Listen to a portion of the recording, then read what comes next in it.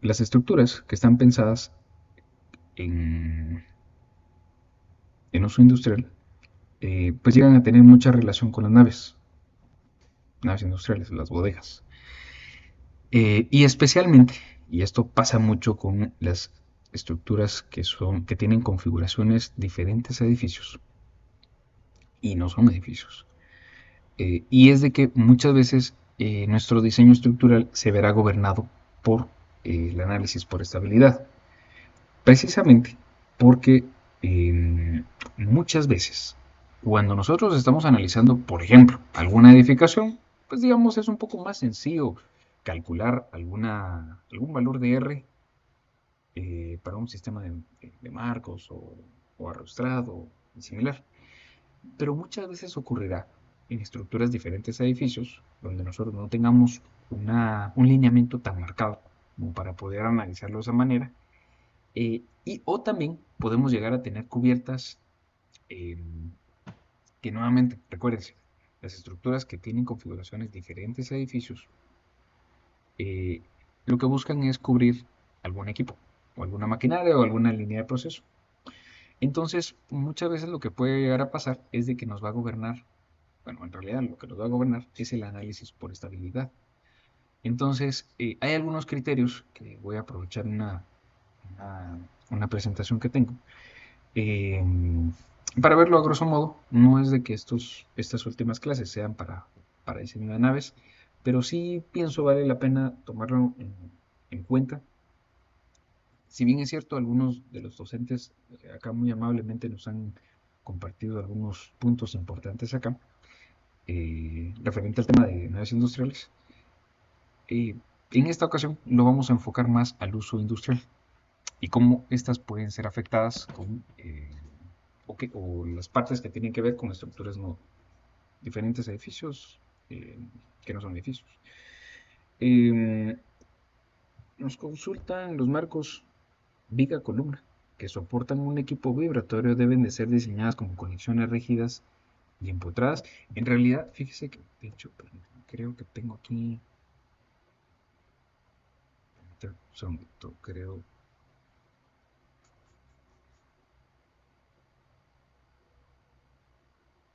okay. Por ejemplo, lo que va a pasar, y de hecho por ello el tema este de la estabilidad, lo que pasa es de que cuando nosotros tenemos eh, nodos que tienden a ser, vamos a ver, esta gráfica lo ejemplifica bastante bien. Lo que llega a suceder es de que cuando nosotros tenemos nodos con una rigidez muy elevada, que digamos es la que nos permite la unión, eh, a diferencia, digamos, el cuadrado 1 contra el cuadrado 2. La diferencia que tienen es de que normalmente los nodos que son considerablemente rígidos, al momento de sufrir algún desplazamiento, tienden a mantener, en la mayoría de escenarios, o por lo menos la matemática o el modelo matemático nos dice que deberían de mantener esencialmente ese ángulo 90. Por lo tanto, el comportamiento, digamos, esta viga, perdón, esto es una cota, eh, por lo menos, digamos que ahí en esa, imaginen ustedes que es una cota. Esa cota esencialmente va a tener una longitud libre o una longitud para deformación a partir de ese nodo que es rígido. En cambio, ahora si nos pasamos al cuadro número 2, que es un nodo que ejemplificado como, acá, como este pequeño círculo, lo que hace en realidad es permitir un desplazamiento muchísimo mayor. Entonces, algo importante es de que depende mucho de qué tipo de- de estructura vayamos a tener y aquí nuevamente por ello el tema de la estabilidad. Si nosotros tenemos algún equipo que pudiera llegar a producir un movimiento considerable y no se diga, pues en el peor de los casos o en el caso más crítico, mejor dicho, que produzca desplazamientos horizontales, ¿sí? Hacia izquierda o derecha, porque hay algunos equipos que producen desplazamientos verticales, ¿sí? Como algunas máquinas neumáticas, bueno, pues ellas no van a producir tanto este efecto. Pero cuando tenemos este tipo de escenarios, lo que llega a suceder es de que ahí sí, si nosotros tenemos una... somos muy permisibles en cuanto a los desplazamientos laterales, nuestro propio equipo puede llegar a generar una condición de inestabilidad en nuestra estructura. Entonces, lo recomendable es, dependiendo de cómo sea, eh, si sí tiene este tipo de desplazamientos, eh, lo más seguro será, para cumplir por tema de derivas, que sus nodos sí sean rígidos. Eso sí es un hecho, ¿verdad? Nos preguntan en estructuras existentes a las cuales solicitan cambios como demostrados en entrepisos o en otras áreas. ¿El mejor criterio es modelar de nuevo y evaluarlo con un software convencional o un criterio más práctico para evaluar dichas cosas? Sí, primero yo les recomendaría que siempre consulten la guía de GIES de evaluación de estructuras. ASC también tiene una, también considerablemente más completa. Pero una buena parte del tema de evaluar modificaciones es si, por ejemplo, usted lo hará a través de algún modelo.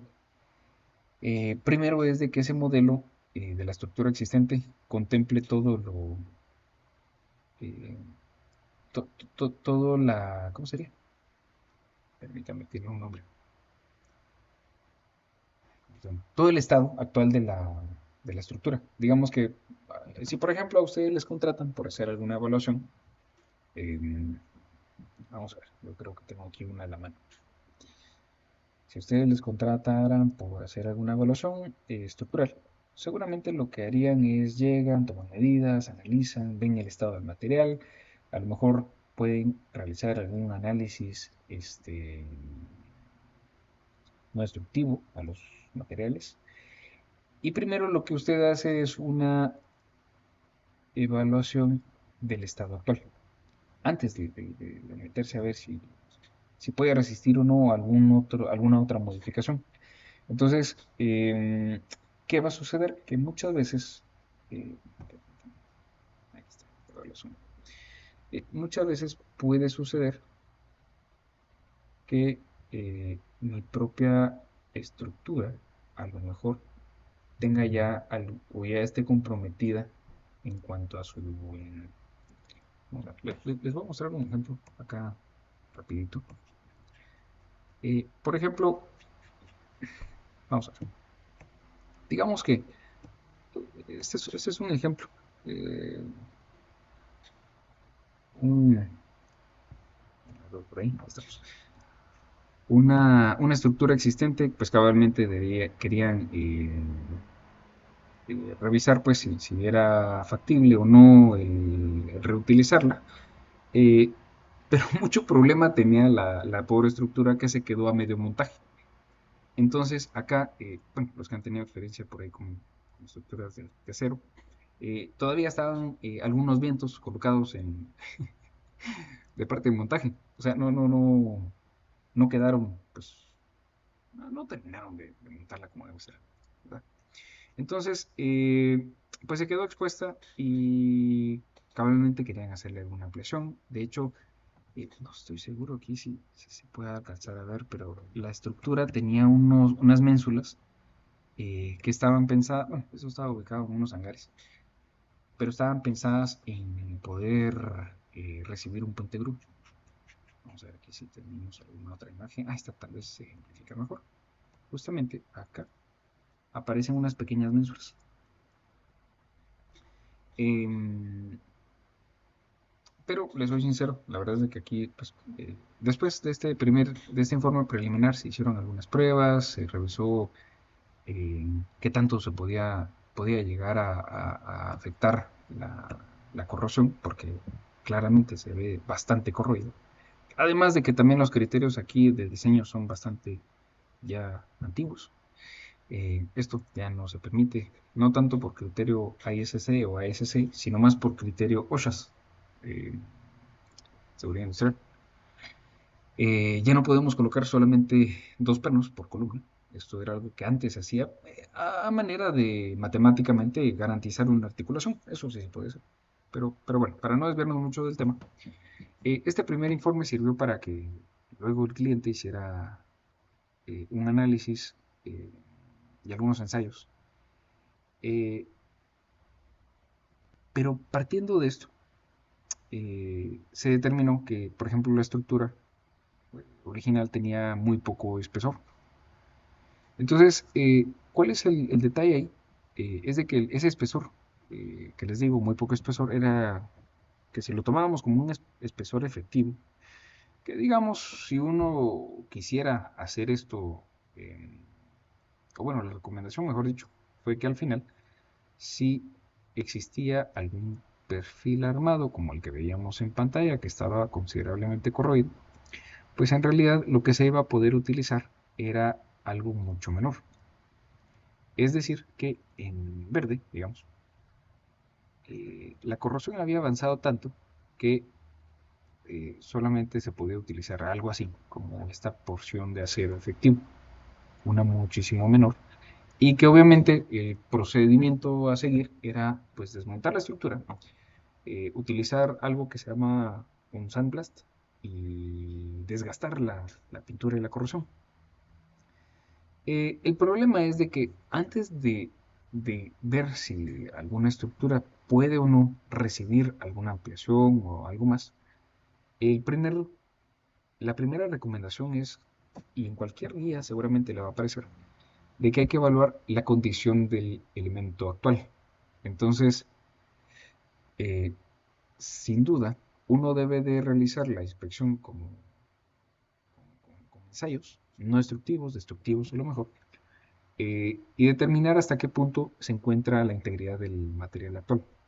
Luego de eso, que es un paso preliminar y pues algún levantamiento de la estructura actual, ahí pues podría ya modelarse, ya puede analizarse como debe ser.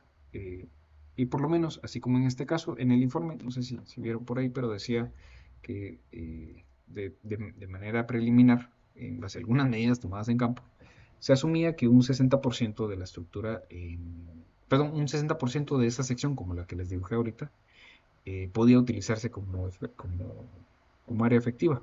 Y después de unas pruebas se determinó que con tanto desgaste que debía de hacerse, sí andaba cerca a ese número, y por lo tanto no iba a cumplir el resto de las ampliaciones. Entonces, la moraleja o la conclusión en ese caso es de que muchas veces las estructuras que se han dejado abandonadas o ya llevan algún tiempo han sufrido algún desgaste. Especialmente el acero, el problema que tiene en nuestra cultura es de que muchas veces no recibe el mantenimiento adecuado. Muchas veces, no es de que siempre pase. Pero si ya la corrosión empieza a afectar, eso complica bastante el tema, ¿verdad? Pero sí hay que evaluarlo, eh, pues, con la forma preliminar, con los materiales como están actualmente, y ya luego con la ampliación si es que le cumple la primera fase, ¿verdad? Claro, con mucho gusto. Muy bien. Entonces, bueno, vamos a tratar de aprovechar aquí el tiempo. No se preocupen que igual esto pues, es solo un preámbulo, no es un curso de naves. Eh, pero generalmente este tipo de estructuras, como ustedes bien ya saben, acá tenemos mucho tipo de uso, no solamente y exclusivamente para uso industrial. Eh, pero sí podemos llegar a tener mucha relación con los tipos de estructuras que veíamos anteriormente. Y por ello esta imagen, ¿sí? Aquí se tiene una fase productiva.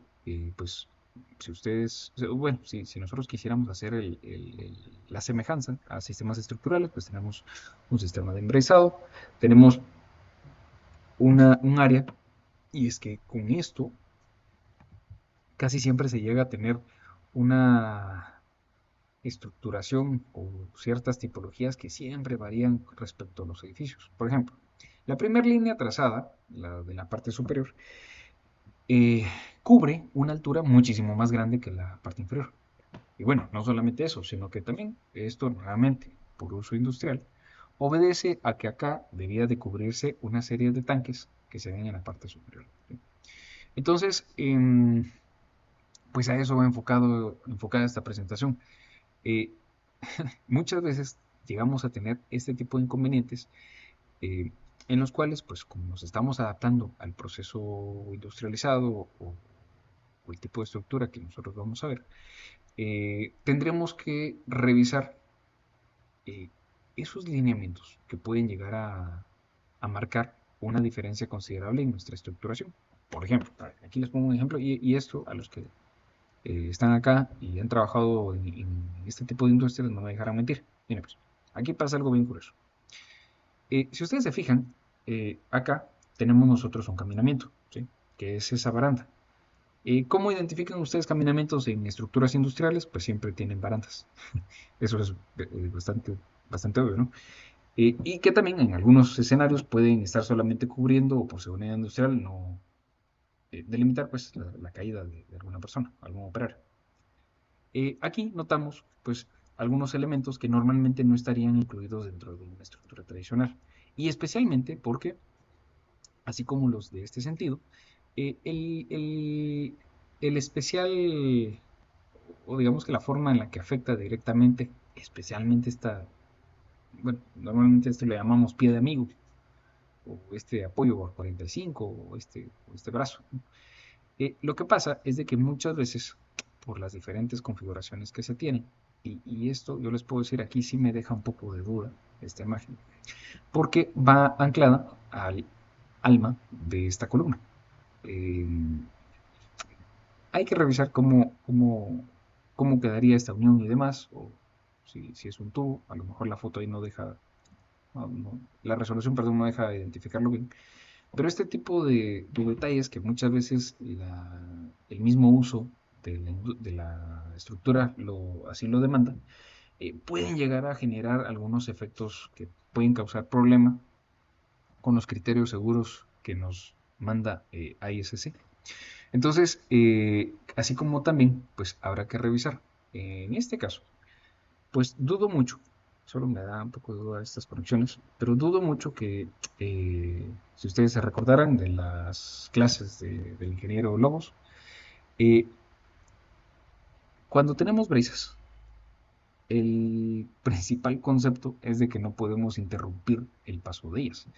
Entonces, si aquí tenemos un caminamiento, y eso sí lo he visto mucho en algunas estructuras, eh, a veces con tal de buscar algún punto donde alguien se quiera anclar, pues se anclan a lo que puedan. Y aquí podemos entrar en malas prácticas. Entonces, nuevamente, detalles que hay que tener bastante cuidado, ¿sí? O así como algún tipo de cerramiento. Si a lo mejor esto es un muro, pues ojalá que no, pero si es un muro, no sé, mampostería o similar, pues solamente que no interrumpa el funcionamiento adecuado de las brisas. Eh, Porque va a cambiar completamente la configuración que ellas tienen. No van a funcionar como se espera, ¿sí? Entonces, pues este tipo de detalles de unión, de fusible y demás, está de más. O sea, esto no va a fluir como, no va a generar la ductilidad como debe ser. Segundo punto, notarán ustedes que, y precisamente por ello el tema del análisis por estabilidad en estructuras industriales, porque como empezamos a salirnos de los aspectos tradicionales de estructuras que nosotros conocemos, revisar por estabilidad la estructura puede ser la salvación muchas veces, eh, porque como no seguimos una configuración de las tradicionales que conocemos, pues ¿qué es lo que pasa? A lo mejor vamos a necesitar columnas considerablemente grandes acá. ¿Por qué? Pues porque a lo mejor acá tenemos tanques o algún proceso o demás que demanda cierta altura.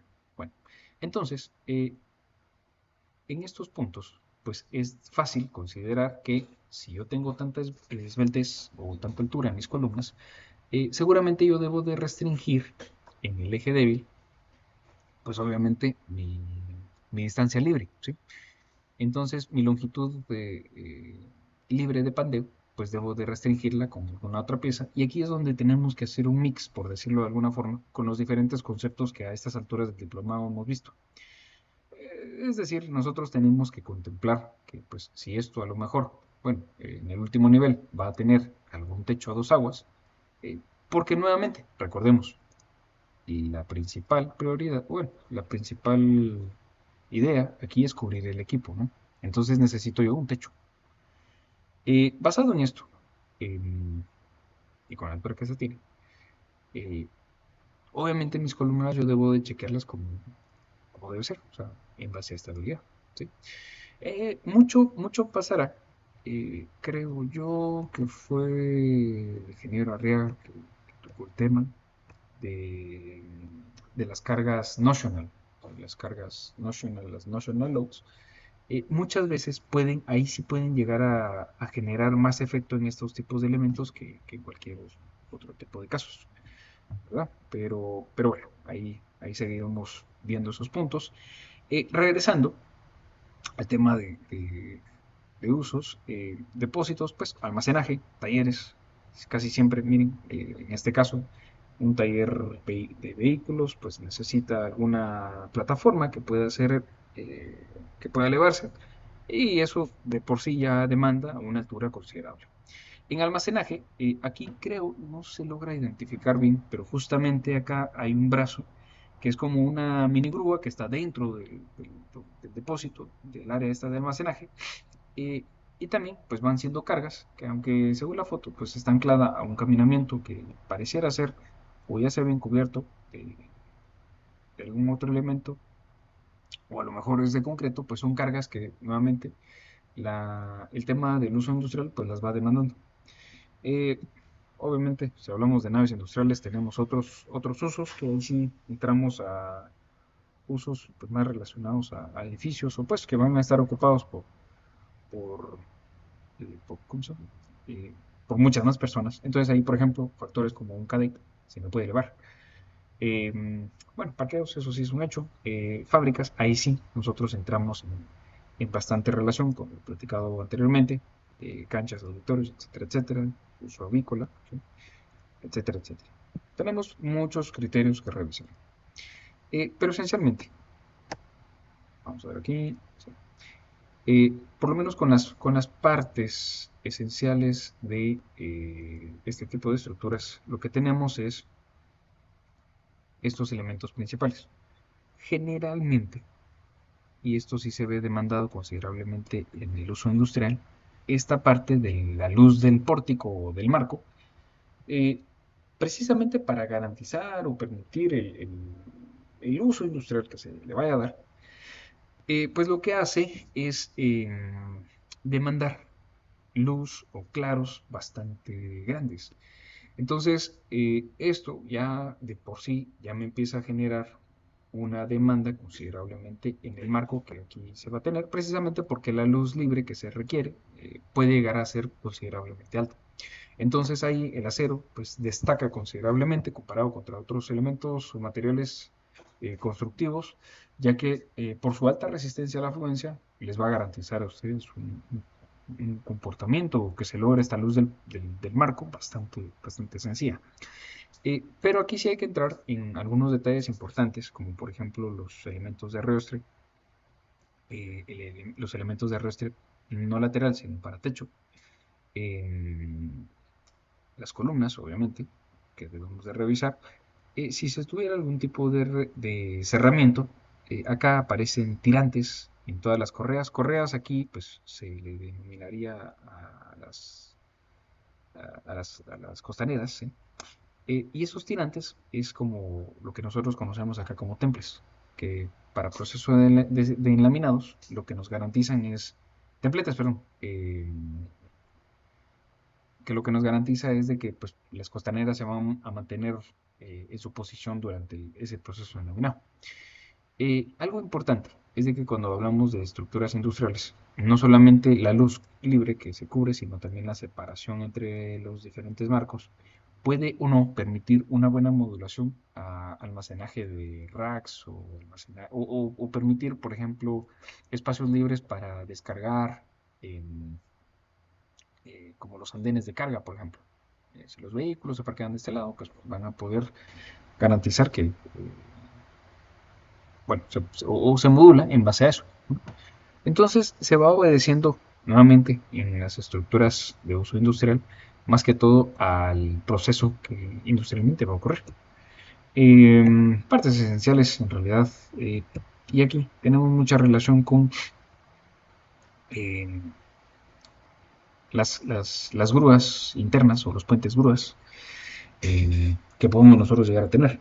En este caso, habrán algunas veces Estas sí se pueden ver, muchas veces estas se auxilian de estructuras de concreto, pero hay algunas ocasiones en las cuales grúas que necesita la industria ubicar dentro del área techada pueden o no apoyarse sobre la estructura principal. Algunas ocasiones se les podrá permitir o hacer su estructura independiente, pero muchas veces esto nuevamente nos puede llegar a generar o no cargas dinámicas que tengan que ver o afecten directamente a nuestra estructura. Por ejemplo, esta grúa giratoria, esta sí es bastante frecuente si ustedes visitan talleres o fábricas, eh, por lo menos las fábricas de acero casi siempre. Esto es bastante eh, recurrente, así como los puentes grúa. Digamos que las fábricas de estructura de acero tienden a tener puentes grúa para que la pieza o el elemento que se esté armando pueda ser transportado fácilmente y digamos, algo tan sencillo, pasar de corte las láminas y el puente las traslada, bueno, generalmente las láminas sí se trasladan sobre bandas, pero digamos que la pieza ya armada a través de un puente podría moverse o desplazarse hacia un área de pintado, por ejemplo, no sé, se me ocurre. Hay muchas formas de aplicación que pueden llegar a, nuevamente, a demandar que mi estructura tenga que modificarse o resistir algunas otras cargas. Eh, Aquí nuevamente tenemos las características o los componentes básicos de una estructura de la industrial y por lo menos las que nosotros vamos a tocar así a grosso modo van siendo las que comúnmente se utilizan acá. Eh, Normalmente tiene mucho que ver eh, qué tipo de pendiente vamos a tener. Esto, pues obviamente, mientras menos pendiente tenga yo, la componente al nodo, seguramente horizontal, será mayor que la vertical. Y mientras más pendiente yo tenga, mi reacción aquí en el nodo, pues ya va a tener una componente vertical considerablemente más grande. Luces muy grandes incluso se pueden llegar a cubrir con celosías o joist, como normalmente le llamamos. Eh, pero obviamente, ojo y mucho cuidado con este tipo de estructuras, porque a pesar de que todas, la recomendación es de que se analicen a través de estabilidad, que creo ya se ha tocado el tema varias veces acá, estructuras tan esbeltas como estos elementos tipo joist o estas celosías, si ustedes notan acá, que aquí la altura va a 1,20 a eje, más bueno, en realidad la referencia iba hacia un tema de fachada, pero si lo tomamos como referencia, porque claramente aquí se nota una diferencia de altura entre estos dos puntos, siendo mayor a 1,20, es bastante común pensar que por tema de estabilidad, esta gran altura eh, de vigas, si lo vemos como sección compuesta, me puede llegar a pandear. Entonces, importante para tomarlo en cuenta en mis cálculos. Y si, por ejemplo, yo hablo pues siempre relacionado a uso industrial, a puentes grúa, eh, mucho puede llegar a causar del nivel de contacto, ¿sí? O de los puntos de apoyo de mis vigas carrileras, se le llama normalmente a estos perfiles que ustedes ven aquí en sección transversal. Eh, Incluso acá indica ménsulas y columnas combinadas para viga carrilera, que la viga carrilera es el riel, digamos.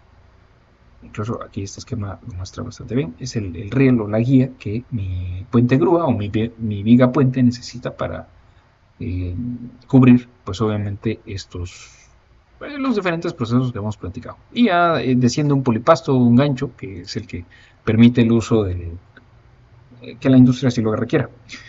Pero es bastante notorio que si estos son carriles, pues es para que se desplace mi puente grúa. Entonces, eh, hay una guía de diseño eh, que, como les decía hace un momento, nos da todos los diferentes lineamientos y pues solamente bastante cuidado con las reacciones que esto genera, porque obviamente acá pues no se puede apreciar de manera tan fácil, pero si yo estoy desplazando mi puente grúa en este sentido, claramente yo al momento del frenado, a pesar de que son velocidades bajas, no crean que esto va a 100 kilómetros por hora, pues, pero esto me produce alguna reacción en el sentido en el que la masa se está desplazando, una reacción inercial, obviamente, una reacción vertical, claramente está afectada por la gravedad, entonces Esto también me produce ciertas cargas y en algunas ocasiones, no, bueno, aquí es bastante notorio, pero ustedes se darán cuenta que está apoyado entre dos, eh, esta pieza que donde aquí apareció un número 3 tiene una separación en las llantas de apoyo. Entonces, eh, por la forma en la que se desplaza y la forma en la que está anclada el motor al patín inferior del puente grúa, en algunas ocasiones puede llegar a causar algunos efectos de torsión en este caso, en este sentido de las flechas inferiores. Entonces, bueno, y aquí nos falta otra importante, la reacción que puede suceder a lo largo, a ver, de tanta flecha creo que me lo voy a perder, a ver, que también puede causar algún efecto, debido a que como esto es algo que se puede desplazar, puede generar una reacción sobre el eje longitudinal ¿cómo se llama? De la viga puente. ¿Sí? Entonces, tiene bastante incidencia meter una carga dinámica que nuevamente el uso de la industria así lo demanda, o ya sea bien, bueno, pues, por eso es de que hay que colocarle su techo. Em, pero sí es un tema bastante, bastante complejo. Solo, pues, eh, no estoy seguro que nos dé tiempo de ver algún ejemplo, pero si no, igual, pues vamos a ver cómo lo hacemos un poco más práctico para que podamos presentar acá algo, aunque sea rápido, pero sí con algunos casos que se han trabajado para que ustedes puedan ir viendo. Y ya para finalizar, perdonen, ustedes no me he percatado de la hora. em, Acá, como consejo, para que pues sus diseños sean bastante económicos, em, obviamente lo que está demandando acá una carga considerable es el puente grúa. Eh, Por lo tanto, la estructura que sostiene al puente grúa, aquí donde se señalan las flechas, de ese nivel hacia la parte inferior, pues obedecerán a la demanda del puente grúa. Pero ya cuando ustedes, permítanme, vamos a hacer aquí una línea. Ya cuando hablamos solamente del área de techado, generalmente se puede proveer una estructura más liviana, como por ejemplo esta estructura de concreto que tenemos de este lado.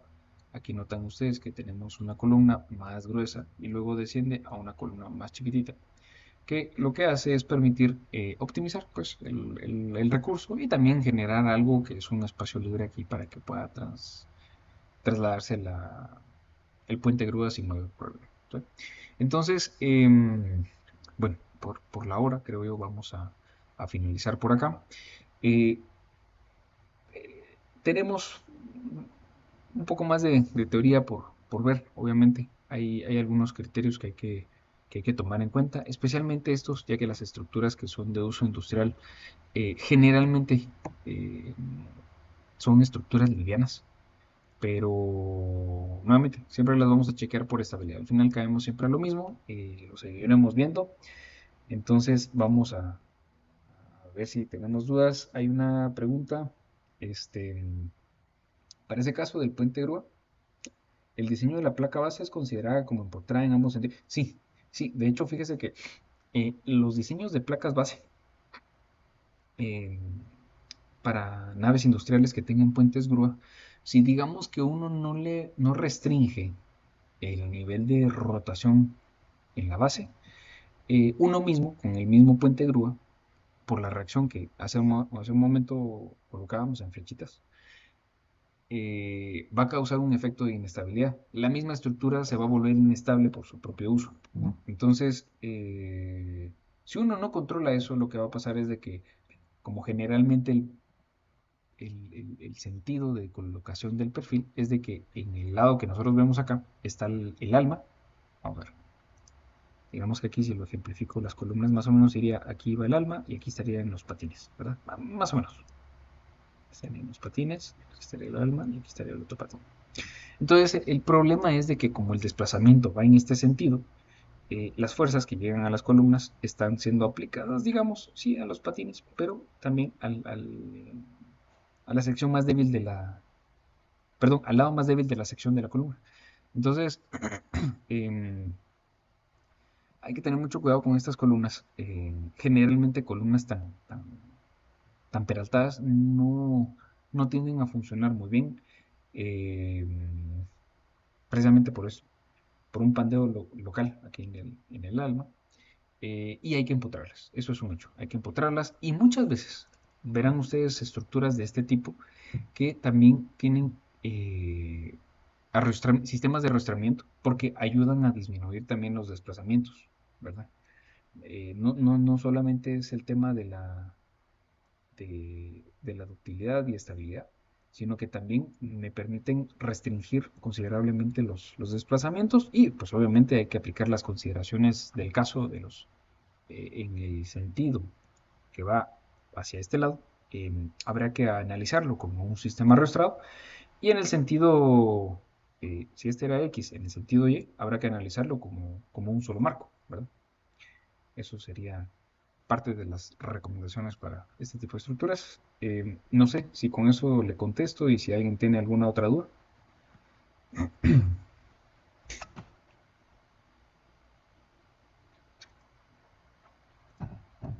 Muy bien, perfecto. Está bien. Entonces, les agradezco mucho. Si no hay alguna otra duda, vamos a finalizar por acá la clase, ¿verdad? Yo les voy a empezar a cargar estas presentaciones que vimos el día de hoy al Classroom y los otros documentos, ¿verdad? Que hemos ido platicando para que lo tengamos ahí listo para la próxima clase. Entonces, pues nuevamente les agradezco mucho y por acá cerramos el día de hoy. Tengan